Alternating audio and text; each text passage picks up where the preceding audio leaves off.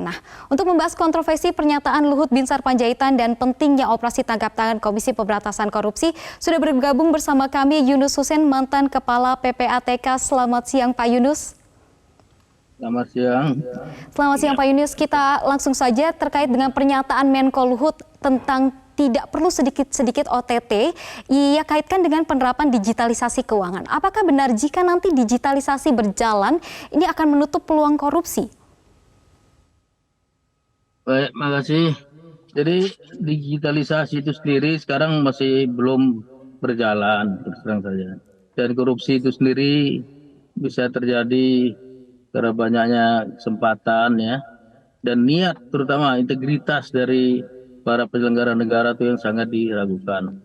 Kalau kita lihat korupsi itu pun sangat meluas, dari Sabang sampai Merauke, dari daerah sampai kantor pusat, di kalangan penegak hukum ya, hakim agung, di kalangan politisi, di kalangan dunia pendidikan, itu sangat luas. Bahkan kalau kita lihat Corruption Perception Index Indonesia dibanding dengan negara tetangga, kita skornya hanya 38. Timor Leste, negara yang baru kemarin sore saja, sudah 41 skornya, lebih baik dari Indonesia.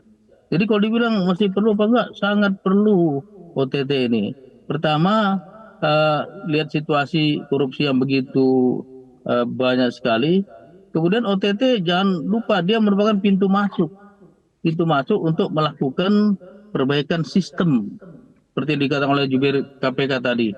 Jadi begitu ada OTT langsung ada perbaikan sistem ya, ada edukasi, sosialisasi, ada perbaikan.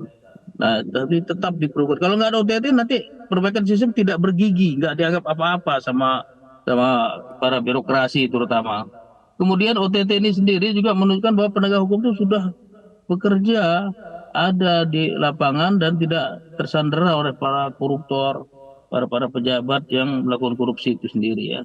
Jadi mereka sudah kelihatan bekerja, kemudian ya sudah tentu diharapkan ada efek jera dan deterrent effect dari OTT yang begitu banyak ya. Kalau dibilang investor tidak mau masuk Indonesia itu salah besar. Karena dalam pertemuan ekonomi dunia di Davos di Swiss, salah satu kesimpulannya adalah investor tidak akan masuk satu negara, tidak akan tertarik kalau korupsinya tinggi, kalau birokrasinya tidak efisien. Jadi kalau dibilang OTT membuat investor tidak mau masuk, itu kekeliruan yang besar. Dan saya khawatir pernyataan Menteri Luhut ini menunjukkan komitmen pemerintah yang sangat rendah di dalam pemberantasan korupsi.